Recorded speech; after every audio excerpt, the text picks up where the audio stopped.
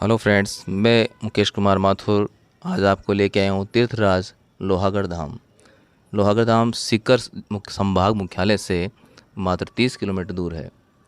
यहाँ की आप चारों ओर पहाड़ियाँ ही पहाड़ियाँ हैं, उनके बीच में सूर्य कुंड और सूर्य मंदिर है।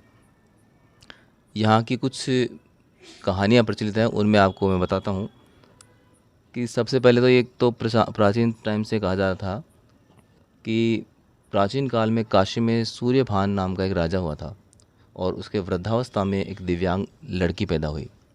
राजा ने भूत भविष्य के ज्ञाताओं को बुला करके उसके पीछे जन्म के बारे में पूछा, तो सब लोगों ने बताया कि पूर्व जन्म में एक बंदरिया थी जो कि एक शिकारी के हाथों मारी गई और शिकारी उसे एक बरगद के पेड़ पर लटका गया, क्योंकि बंदरिया का मांस अभक्ष्य होता है। हवा और धूप के कारण वह सूख करके लोहागढ़ धाम के जलकुंड में गिर गई, लेकिन उसका हाथ एक पेड़ पर रह गया। बाकी शरीर जल में गिरने के कारण कन्या के रूप में पैदा हुआ, लेकिन वो हाथ उस जल में नहीं गिरा, इस कारण से वो लड़की दिव्यांग पैदा हुई।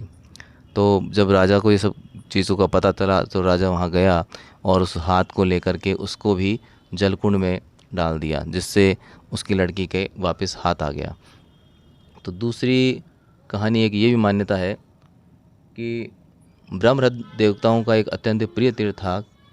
कलयुग के पापी लोग इस तीर्थ को दूषित न कर दे, इस आशंका से देवताओं ने ब्रह्मा जी से इसकी तीर्थ की रक्षा करने की प्रार्थना की। ब्रह्मा जी के आदेश पर हिमालय ने अपने पुत्र केतु पर्वत को वहाँ भेजा। केतु पर्वत ने खूब आराधना की और आराधना करके अधिदेवता को प्रसन्न किया और उनकी आज्ञा से इस तीर्थ को आच्छादित कर दिया।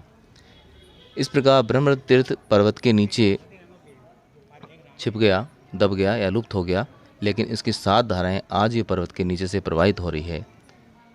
और इसके साथ तीसरी एक और कहानी है जिसमें कहा जाता है कि कृष्ण के समय, कृष्ण जी और जिस पांचों पांडवों के समय में पांचों पांडवों ने जब युद्ध वगैरह किए तो उनसे काफ़ी हद तक कुछ लोगों को उन्होंने मार भी दिया था, तो उन्हें बहुत ही गलानी हो रही थी।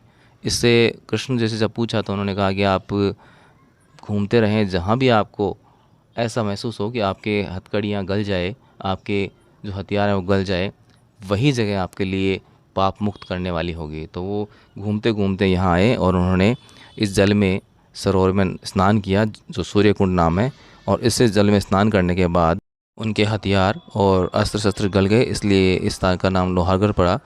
और साथ में ही यही माना जाता है कि इसी जगह से जो किसी के भी अगर मृतक हैं तो उन मृतक की भस्म वगैरह यहाँ प्रवाहित की जाती है तो उन्हें मुक्ति मिल जाती है। तो इसलिए आपको बहुत अच्छा लगेगा, एक बार अवश्य लोहागढ़ धाम सूर्य कुंड का दर्शन करें और अपने पापों से मुक्ति पाएँ। आपको कैसा लगा वीडियो ज़रूर बताएं कमेंट में, और लाइक, सब्सक्राइब और शेयर ज़रूर करें। धन्यवाद।